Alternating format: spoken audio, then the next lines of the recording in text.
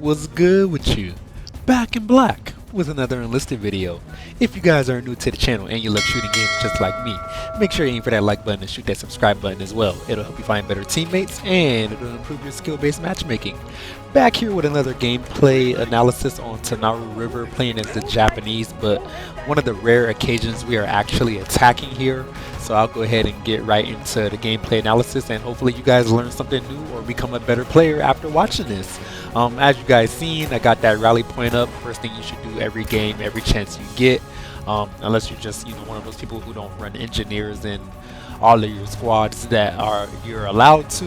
In which case I would say you're maybe a little weird, but if you can and if you can be bothered, yeah, try to get that rally point up as soon as possible. I will say one of the first things that you will notice about this gameplay is that this first point, they kind of held us here for a long time, and for a second, multiple times in this game actually, it was looking pretty slow and it was looking like we were going to lose. But I do want to shout out this team because this is one of the most resilient teams that I have ever played with in my tenure playing as the Japanese faction, whereas most of the time I assume I'm playing with a bunch of what's the word I want to use, I mean, I'll be nice, but you know what, I'm sure you guys know what I'm getting at. Getting back into talking about the gameplay, I'm trying to clear out the point, as you can see, but initially it seems like I'm kind of doing it by myself and I get murked. Neither here nor there.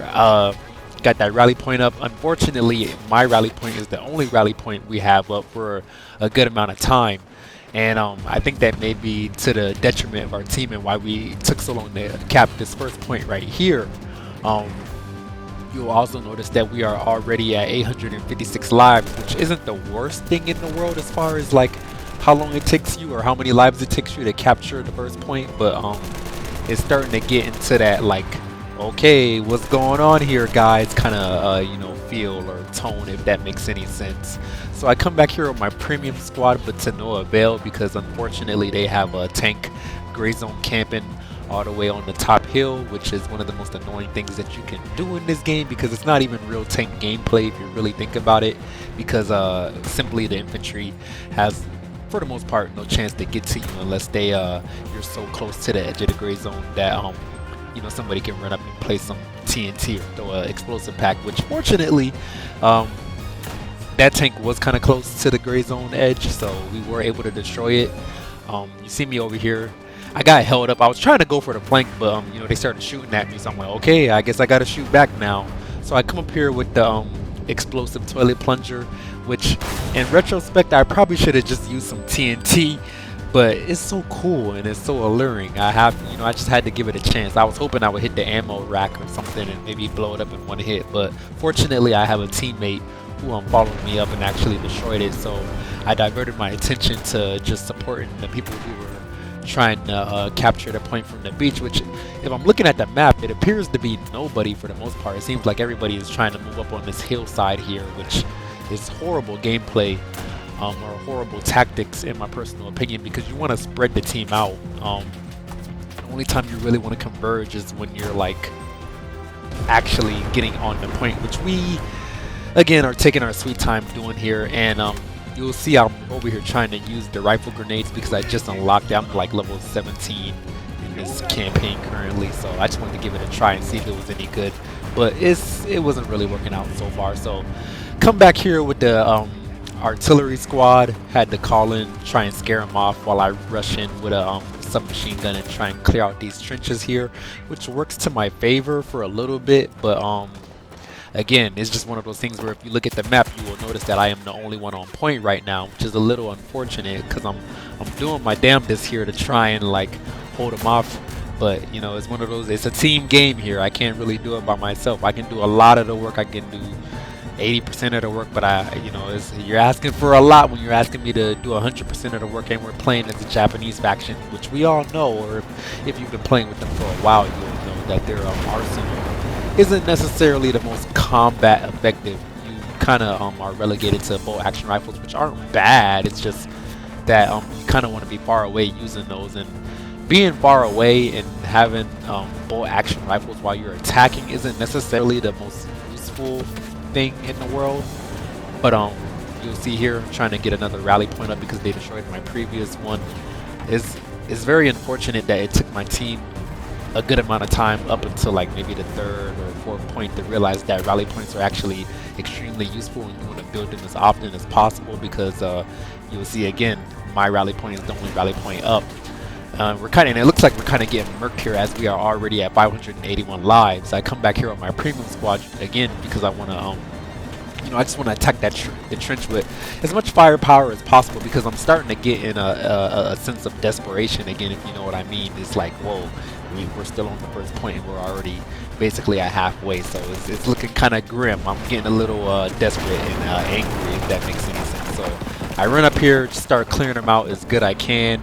It's at this point that, as you can see on the screen, I realize that I really just have to sit on the hill and I don't necessarily have to get inside the trench, which is a good piece of information, because I guess my team realized that as well, and you'll see them, they start creeping up on the left and the right, and they actually start supporting me. I even get a guy that medic that actually ran up and healed me, which is something that you don't really see often, which again, it goes back to what I was saying. This is probably one of the best teams that I have been on in a while playing this game, and definitely the best team that I have been on playing the Japanese faction in general.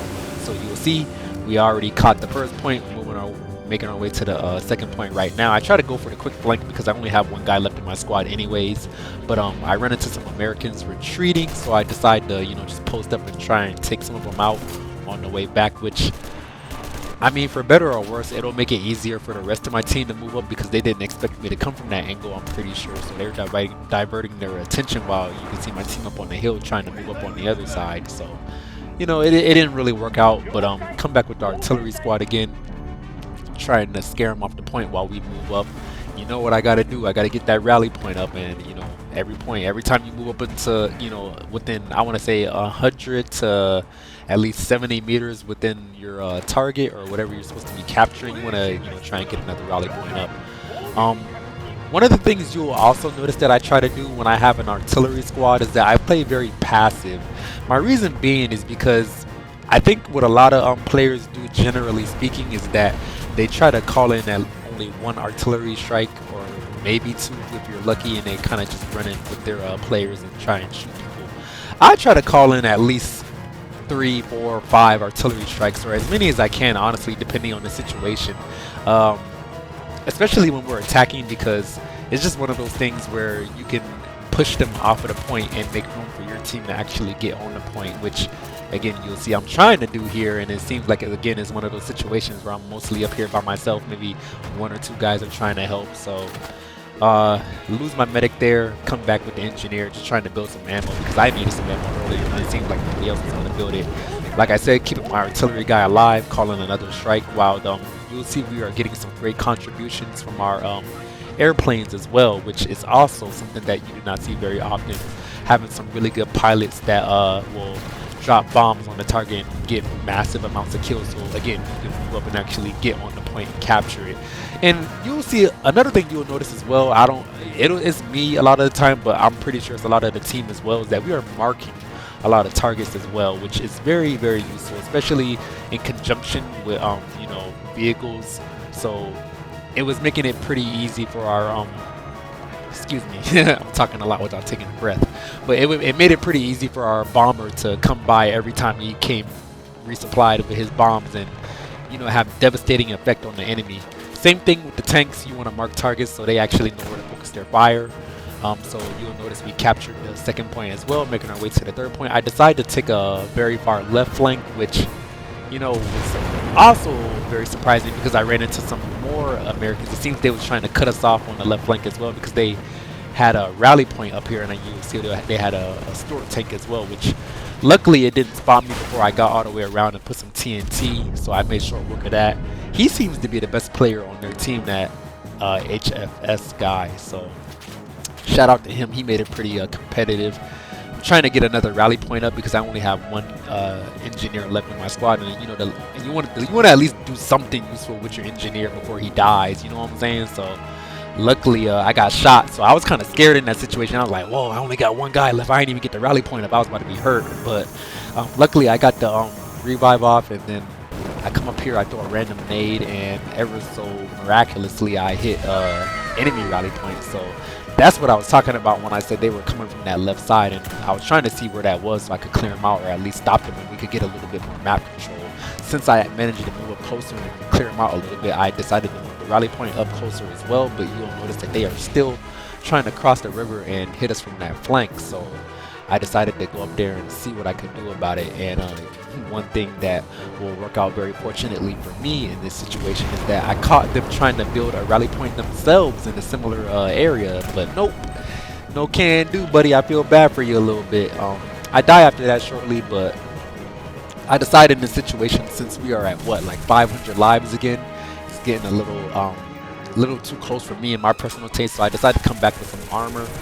And ever so unfortunately, you will notice that this is one of the worst tanks in the game. I hate using Japanese tanks. It is almost, it's so bad. It's debating my existence, but you know, it is what it is. Really quick, one thing I want to notate that you guys should really pay attention to is that how basically I alternate flanks every time I notice that one flank is not working. If I'm starting on a right flank and I notice they are basically mobbing us and there's no point in to continue doing that, you always want to switch your plan if you see that one plan is not working. So very often I'll switch from the left flank to the right flank to running up the middle. You know what I'm saying? You want to keep the enemy guessing, you know, where you're coming from, if that makes any sense. I use the tank basically to support my team as they you know, try to make their way onto the objective, because I figured, you know, we're getting pretty low on lives and we need some heavy support to actually get us onto the point.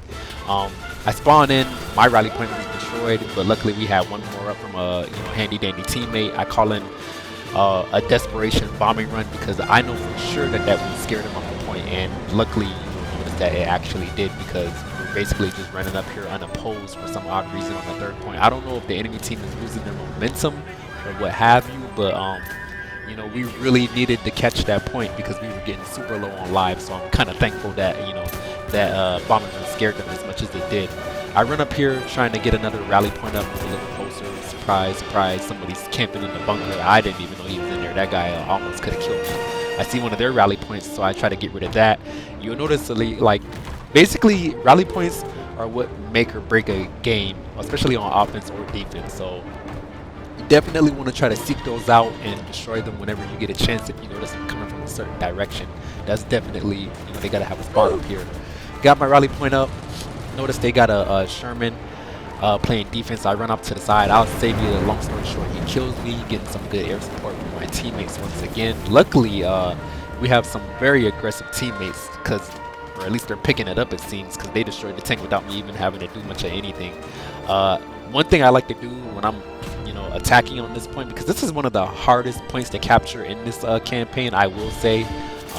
Very difficult. I highly recommend phosphorus grenades if you got them, and if you don't have those, I would throw a lot of smoke grenades as well, because it will give you more opportunity to move up. Because of the street that I'm on right now, it's very much so in the open.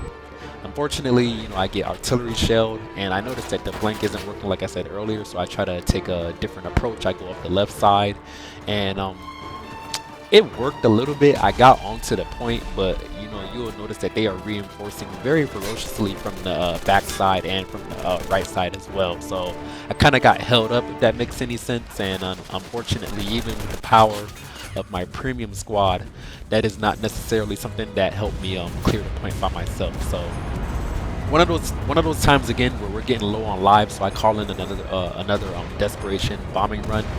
And if I had to say anything, I would say that artillery is ever so slightly less useful than engineers in this game. Artillerymen might be the either second or third most useful class, because these bombing runs are very much so one of the main things that saved us, along with the you know, cohesion and aggressiveness that this team started to gain throughout the game. And a lot of it, I don't know if it was just me, like, you know, getting on the command wheel and saying attack the zone whenever there was a good opportunity that presented itself. And whenever they actually did something that was good, I made sure to congratulate them as well. You'll see on the screen I threw a lot of good jobs out there, because they actually really did do a good job and push that, you know, advantageous times without me even having the ability to say anything. So I come back here again, we catch that point. Unfortunately, we got some lurkers in the back line, you know, picking off my squad here and there. But before they killed them all, One thing I made sure to do was call in an artillery strike to again clear that enemy off of the point and give my team more time to move up, because this is basically to make it or break it time. We're on the last point.